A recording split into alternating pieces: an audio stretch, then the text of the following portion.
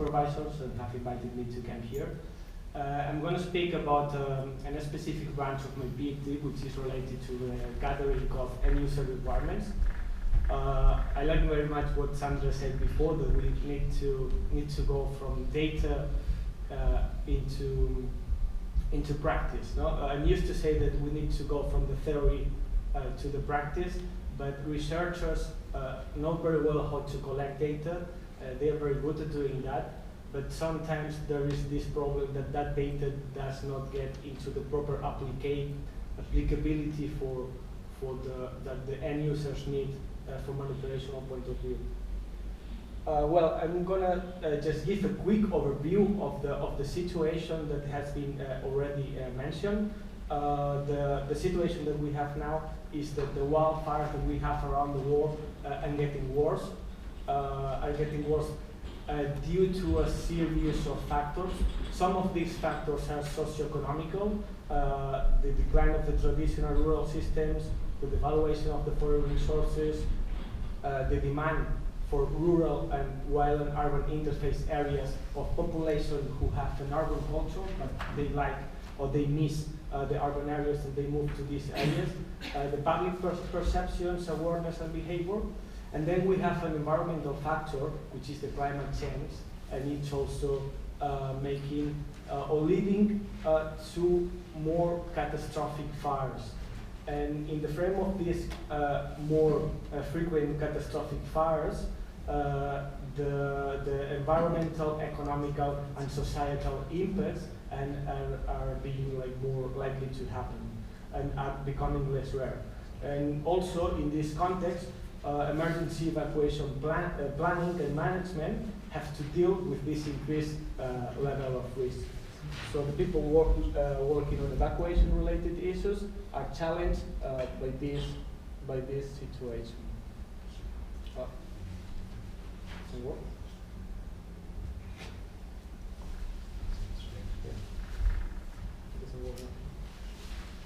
Yeah, no. Yeah. So just some examples, that I'm going to speak through them very quickly. We have had massive wildfires around the world. In California, over the last 3 years, we have had very good instances of massive fires burning across a number of hectares and affecting a lot of people and forcing to evacuate a lot of people. In Australia, this Christmas, we had more than 18 million of hectares burned, which is a huge, vast territory. If we think in European terms, we're speaking about more than 75% of the British territory, which is substantially quite a lot. But also in Europe, we have had some instances of forest fires that, irrespective of the area that they have burned, they have severely affected a lot of population. What they want to say is that the area burned for those, the problems and goals on the population are not related necessarily to the area burned, but to the configuration of the landscape and to the configuration of the wild and urban interface areas. So in case of Portugal and Greece, in Greece we had about a little bit over 1,000 hectares, which is nothing at all compared to what we had in Australia. But the thing is, we had the community living in a wild and urban interface areas, and it was affected. And it became, as you all know, socially catastrophe. Yes. When I went to Australia in the frame of the GeoSafe project, many people told me, okay, now I understand why you have come here to Australia. And it's because you are working on wildfires, no? Because in the UK, you do not have many wildfires. So in the UK, it's been demonstrated that the wildfire has become a problem as well, because we have some wild areas and we have some people living in those wild areas. And recent fire has demonstrated that it's been an important problem as well. In fact, the year that I started the PhD, 2016, it was declared wildfire was declared as a major risk in the country. Another example here in Sweden. In Sweden, 3 years ago, we had the wildfire burning across 15,000 hectares.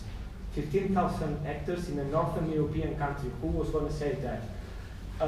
The thing is, because of the climate change, the wildfire risk situation is migrating north, and everyone, all the countries, nobody is exempted to suffer these wildfires. Yeah. So the frame of my research was to explore what capabilities are necessary in large-scale evacuation modeling to improve the situational awareness and facilitate decision-making during wildfire incident planning. So we have evacuation modeling tools, and we intend that those evacuation modeling tools become useful tools for people, for emergency managers, and for people dealing with wildfires from an operational perspective. So what we tried in my PhD is to, first of all, integrate fire and evacuation models. No? We have, on one side, fire models that predict the fire behavior and spread, and on the other side, we have the evacuation models, which predict the human behavior in case of evacuation. So if we put together, the two pieces of the equation, we can get some helpful tool for the end users, for the wildfire authorities, to take risk-informed decisions. Another thing that we are trying in my PhD is to represent the impact of pedestrian walking along varying gradients and different terrain types. So this is because wildland fire is a risk which happens in the wild areas. So people who evacuate move across these external wild areas, and we need to know how the movement of these people needs to be represented computationally in an evacuation model. And finally, to generate outputs oriented to facilitate risk assessment and emergency planning. Again, these models need to be tailored to the actual needs of the end users. It eventually plug into the evacuation simulation tool. In this case, into Exodus, which is the evacuation simulation tool that the FSEG group has developed.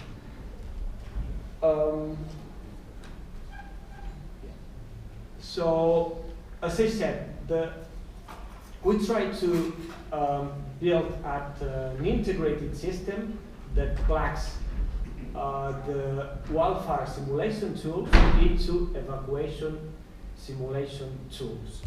What we are trying to develop is not for wildfire management, but it's not a tool for wildfire management, but it's a tool for supporting the decision-making process during the wildfire management. So some of the impacts that this has on the wildfire emergency and on the end users. So some of the benefits that this model delivers to the wildfire community is the identification of people at risk, regional risk, safety routes, areas of congestion, and route usage. And also to provide assistance in operational evacuation decision making, as I was mentioning, by determining the feasibility of the evacuation, the timing of evacuation warnings and orders, a blockage of untenable routes, and allocation of available emergency resources. So this information, this risk-based information, are some of the outputs delivered by these evacuation modeling tools. So who are the end users? I've been mentioning this already, but the end users in particular are the emergency management authorities with evacuation responsibility within the preparation and live decision-making processes. So here I'm saying that this integrated system is meant to provide some benefits, not only during the preparedness phase of the emergency, but also during the ongoing emergency. Okay? And some examples of end users are firefighters and rescue services, law enforcement authorities, the police, the civil protection authorities, and others, whoever is involved in wildfire evacuation. Yeah, so the results of the questionnaire and of this part of my research has been divided into two blocks. One is related to the policies, procedures, and tools related to evacuation management. So how they work, so how they organize themselves in the face of such emergencies. And the second one is more focused, particularly focused on the evacuation modeling requirements to be fitted into the evacuation simulation tool. So something that we found out by conducting the questionnaire is that there are some contextual factors that characterize the disaster management scenario, and this is related to the jurisdiction of the emergency authorities. And what are those contextual factors? So the management policies and strategies that are followed by each emergency organization based on the jurisdiction. For example, the most relevant one is that whether or not the evacuation issue is mandatory.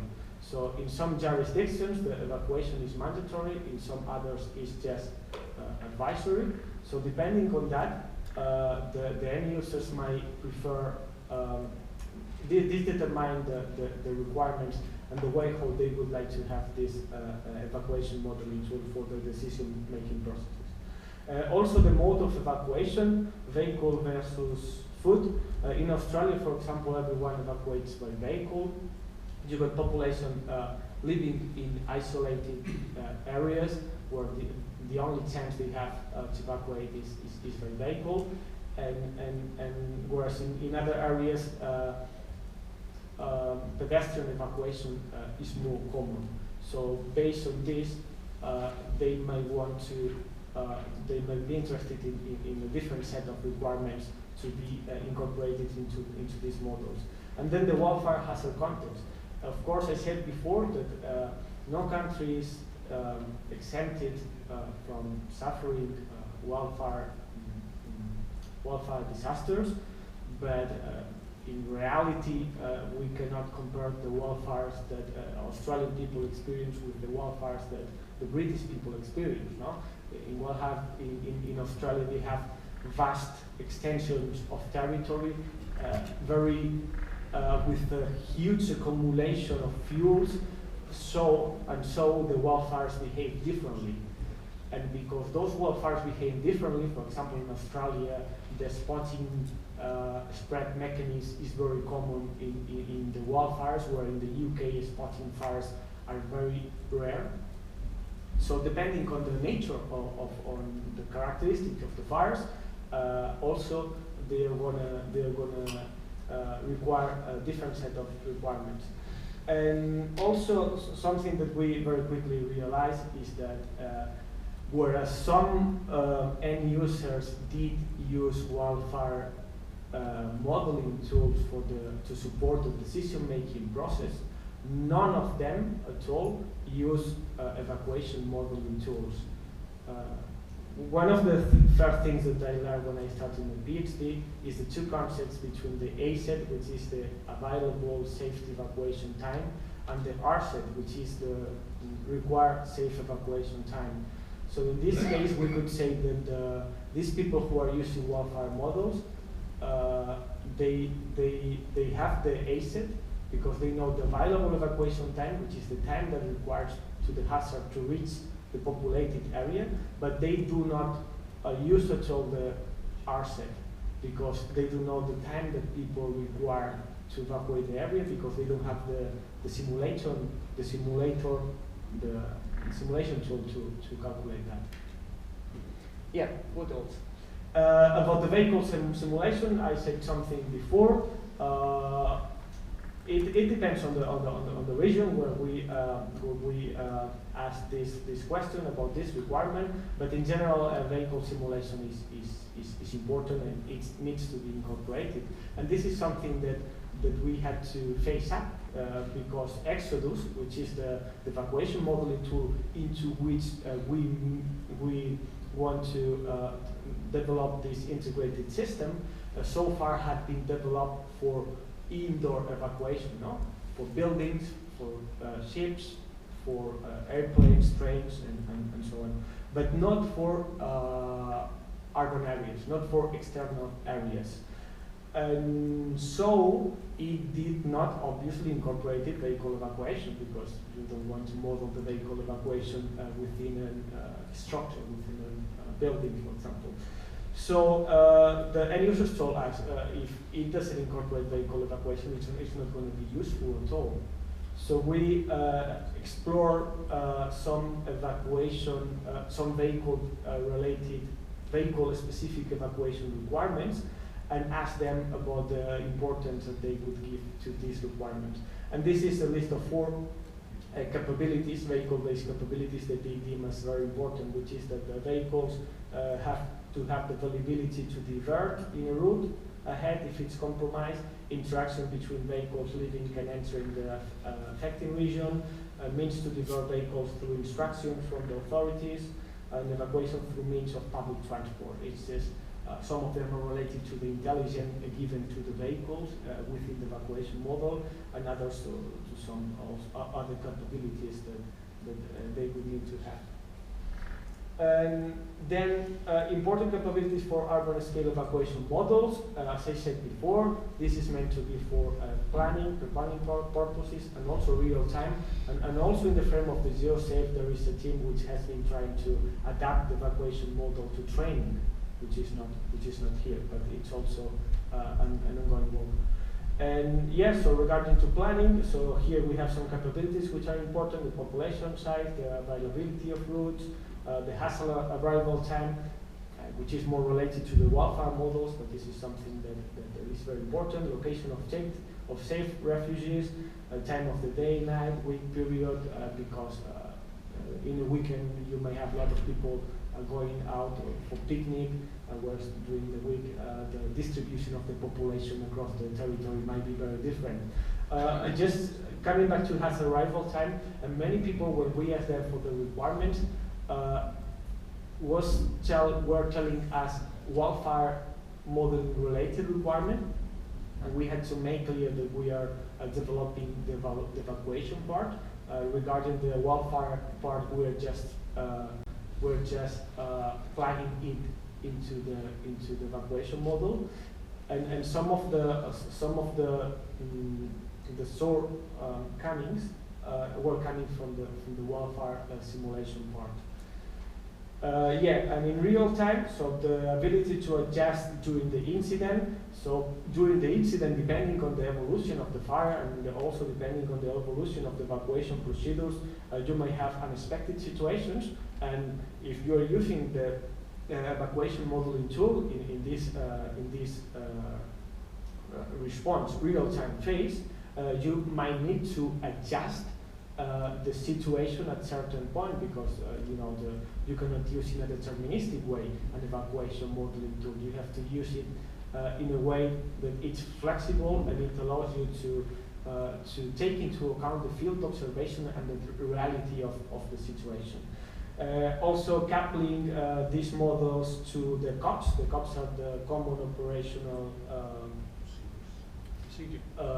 Picture, and the Joint Operational Pictures as well, which is like the tool in which the emergency services, all the emergency organizations involved in a disaster, share information. So they want to have this evacuation-related information, this evacuation outcomes provided by the evacuation models in this shared tool.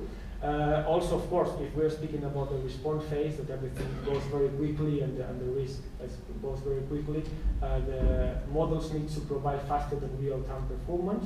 And finally, to compare different outcomes of different scenarios. And this is the last slide already. This is just a list of some features. We were speaking about capabilities that the models had to have before. These are some particular features that they also need to incorporate to be helpful. These features were deemed as very important by the interviewees.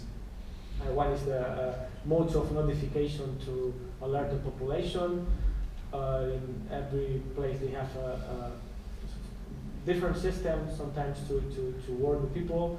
the population size and distribution, availability of evacuation routes, and hazard from location and nature of terrain. The agent route selections, mainly based on safety and minimum evacuation time. So some criteria in order to stabilize this intelligence that the agents of an evacuation model have. Integration with fire models, which is what I'm speaking about all the time. The speed versus accuracy. Here we found some differences between the Australian responders of the interview and the British responders of the interviews. In Australia, they prefer speed over accuracy, whereas in the UK, since the wildfires do not propagate that quickly, they prefer accuracy versus speed in terms of speed and mean in terms of how long it takes to produce the outputs by these models. And then, again, as I said before, it's important to incorporate the evacuation model into their current tools that they already use. And representation of terrain features in pedestrian evacuation models.